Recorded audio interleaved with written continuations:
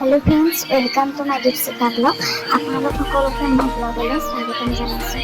কেনে খবৰ আপোনালোকৰ? মোৰ খবৰ ভাল। আশা কৰোঁ আপোনালোক ভালে আছে আৰু মই বহুত বেছি ভালে আছোঁ। আৰু মই ক'ত আহিছোঁ জানেনে? আজি আমাৰ ওচৰৰে বাইজনী ছোৱালীজনী আজি অন্নপ্ৰসন্ন অৰ্থাৎ চেৰেমনি দিছে। খুব এটি ভাল লগা পৰিৱেশ। আমাৰ গাঁৱৰ সকলো মানুহে আজি উপস্থিত আছে। এজনী হৈছে মৰম লগা কিউটি ছোৱালীজনী। তাই দেখিছেনে কি লাগিছে? তাতে পেন অৰ্থাৎ কলম লাগিছে। আশীৰ্বাদ কৰিব ছোৱালীজনী প্ৰথমটি খোজ জীৱনৰ তাই যাতে ভাল হওক, একদম মনৰ পৰা আশীৰ্বাদ কৰিছোঁ। গাঁৱৰ সকলো ৰাইজ উপস্থিত আছে। যিহেতু আমি শংকৰী সংঘৰ মানুহ, সেইকাৰণে নিয়মবোৰো বেলেগ বেলেগ, ঠাইভেদে সকলো নিয়ম বেলেগ বেলেগ।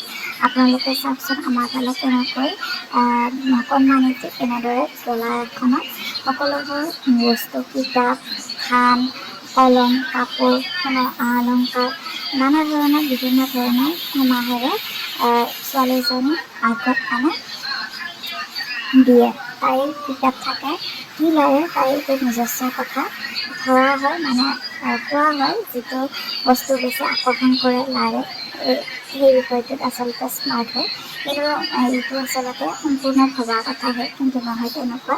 ভগৱানে যাক যেনেকৈ দিছে, যেনেকৈ পঠাইছে সি তেনেকৈয়ে হ'ব। বাইদেৱে আশীৰ্বাদ কৰিব ছোৱালীজনী ভাল হওক। এটি খুব মৰম লগা পোৱালি। এই দেখিছেনে মোমায়েকে তাইক খুৱাই দিছে। প্ৰথমটি আজিৰ পৰা আচলতে ছোৱালীজনীয়ে ভাত খাবলৈ পৰা হ'ল। আৰু সকলো ৰাইজে আমিও লগত আছিলোঁ। আমিও তাত মাহ প্ৰসাদ খাই কিনে ঘৰলৈ উভতি আহিছোঁ। তাৰপিছত তাইক মই কিবা এটা হাতত দি দিছোঁ আৰু সকলোৱে এনেদৰে মিলাপ্ৰীতিৰে মাহ প্ৰসাদ গ্ৰহণ কৰি ঘৰলৈ আহিলোঁ। গতিকে মোৰ ভিডিঅ'টো কেনে পালে জনাব। বাই।